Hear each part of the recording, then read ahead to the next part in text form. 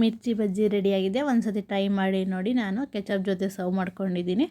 ತುಂಬ ಚೆನ್ನಾಗಿ ಕ್ರಿಸ್ಪಿಯಾಗಿ ಬರುತ್ತೆ. ಒಂದು ಸತಿ ಟ್ರೈ ಮಾಡಿ ನೋಡಿ. ನಾನು ಯಾವ ಥರ ಬಂದಿದೆ ಅಂತ ಒಂದು ತೋರಿಸ್ತೀನಿ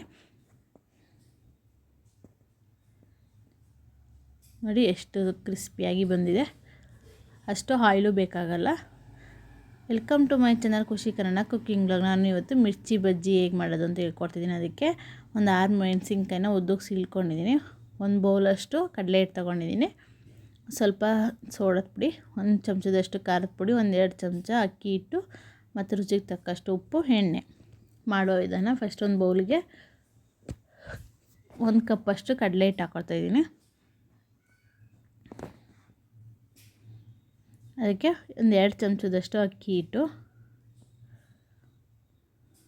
1 ಚಮಚದಷ್ಟು ಖಾರದ ಪುಡಿ ಜಾಸ್ತಿ ಹಾಕ್ಕೋಬಾರ್ದು, ಯಾಕೆಂದರೆ ನಾವು ಮಾಡ್ತಿರೋದು ಮಿರ್ಚಿ ಮೆಣಸಿನ್ಕಾಯಿ ಬಜ್ಜಿ ಅಲ್ವಾ, ಅದಕ್ಕೆ ಅದೇ ಖಾರ ಇರುತ್ತೆ ಮೆಣಸಿನ್ಕಾಯಿನೇ.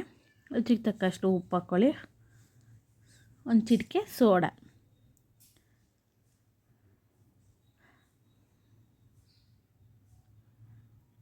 ಈಗ ಮಿಕ್ಸ್ ಮಾಡ್ಕೊಳ್ಳೋಣ. ಹಸಿಟ್ಟೆಲ್ಲನೂ ನೀಟಾಗಿ ಮಿಕ್ಸ್ ಮಾಡ್ಕೋಬೇಕು.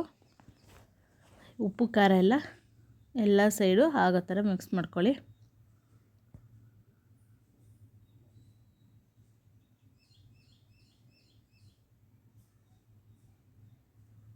ಫಸ್ಟಿಗೆ ಹಸಿಟ್ಟೆಲ್ಲ ಚೆನ್ನಾಗಿ ನೀರು ಹಾಕ್ದಲ್ಲೇ ಮಿಕ್ಸ್ ಮಾಡಿಕೊಂಡ್ರೆ ಚೆನ್ನಾಗಿ ಎಲ್ಲ ಕಡೆನೂ ಸ್ಪ್ರೆಡ್ ಆಗುತ್ತೆ.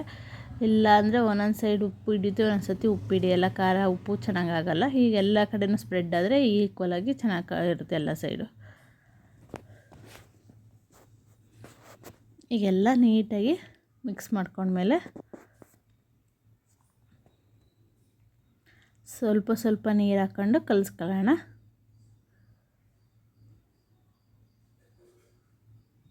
ಒಂದೇ ಸತಿ ಜಾಸ್ತಿ ನೀರು ಹಾಕ್ಕೋಬಾರ್ದು, ಸ್ವಲ್ಪನೇ ಹಾಕ್ಕೊಂಡು ಕಲಿಸ್ಕೊಳ್ತಾ ಬಂದರೆ ನಮಗೆ ಗೊತ್ತಾಗುತ್ತೆ. ಮತ್ತು ನಾವು ಮಿಕ್ಸಿಂಗ್ ಮಾಡ್ತಾನೆ ತುಂಬ ಚೆನ್ನಾಗಿ ಬರುತ್ತೆ ಟೇಸ್ಟು.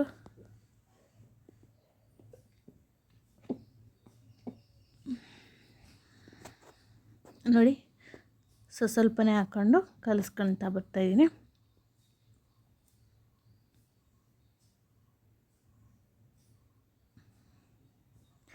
ಈಗ ಬೀಟರ್ ತಗೊಂಡು ಚೆನ್ನಾಗಿ ಹಿಟ್ಟನ್ನು ಒಂದು ಸತಿ ಕಲಸಿದ್ಮೇಲೆ ಈಗ ನೀಟಾಗಿ ಬೀಟ್ ಮಾಡ್ಕೊಳ್ಳೋಣ.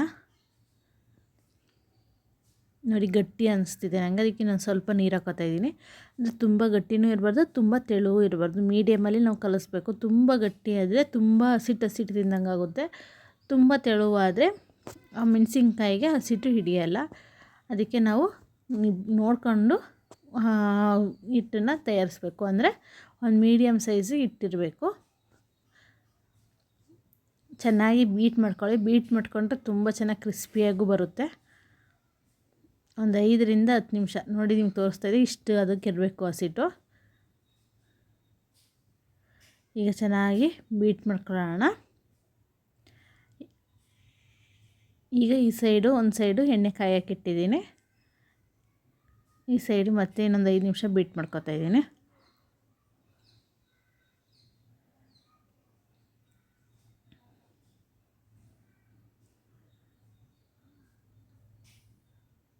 ನೀಟಾಗಿ ಬೀಟ್ ಮಾಡಿಕೊಂಡ್ರೆ ಚೆನ್ನಾಗಿ ಬರುತ್ತೆ. ಅದಕ್ಕೆ ಒಂದು 5-10 ನಿಮಿಷ ಬೀಟ್ ಮಾಡಿಕೊಂಡ್ರೆ ಸಾಕು.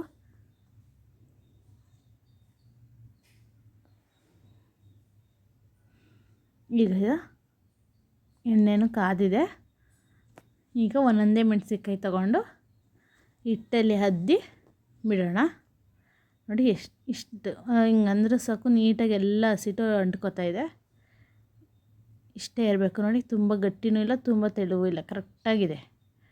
ಈಗ ಎಣ್ಣೆ ಕಾದಿದೆ. ಈಗ ಒಂದೊಂದಾಗಿ ಮೆಣಸಿನ್ಕಾಯಿ ಅದ್ದಿ ಬಿಡೋಣ.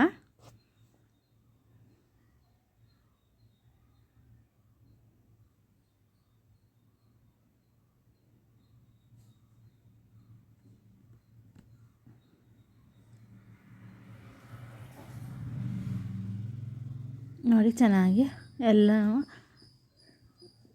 ಬಿಡ್ತಾಯಿದ್ದೀನಿ. ಅದು ಒಂದು 5 ನಿಮಿಷ ಬಿಟ್ರೆ ಒಂದು ಸೈಡ್ ಚೆನ್ನಾಗಾಗುತ್ತೆ. ನೋಡಿ, ಈಗ ಒಂದು ಸೈಡ್ ಆಗಿದೆ, ಮಗ್ಚಾಕೋತಾಯಿದ್ದೀನಿ. ನೀವೇ ನೋಡಿದರೆ ಎಷ್ಟು ಚೆನ್ನಾಗಿ ಬಂದಿದೆ ಅಂತ. ಈಗ ಇನ್ನೊಂದು ಸೈಡು ಮಗ್ಚ್ಕೋತಾಯಿದ್ದೀನಿ.